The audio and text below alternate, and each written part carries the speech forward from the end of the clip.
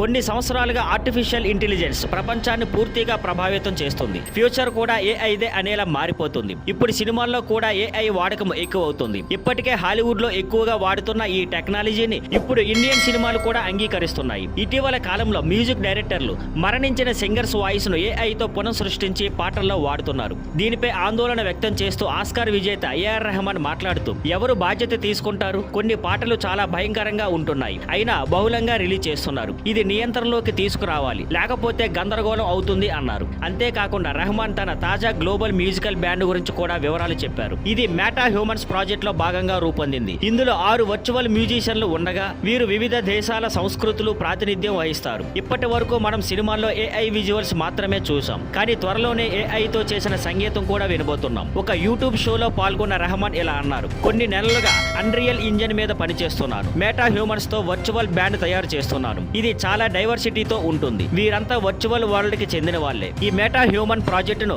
రెహమాన్ ఫిబ్రవరిలో దుబాయ్ లో జరిగిన evidence for the future by SWFI event లో ప్రకటించారు. 3 దశాబ్దాలుగా భారత సంగీతాన్ని మార్చిన రెహమాన్ ఇప్పుడు ఏఐ టెక్నాలజీని స్వీకరించి మరో మెట్టు ఎక్కుతున్నాడు. సంగీతంలో ఇది పూర్తిగా కొత్త యుగానికి నాంది కావచ్చని అంటున్నారు. Thank you for watching. Please like, share and subscribe.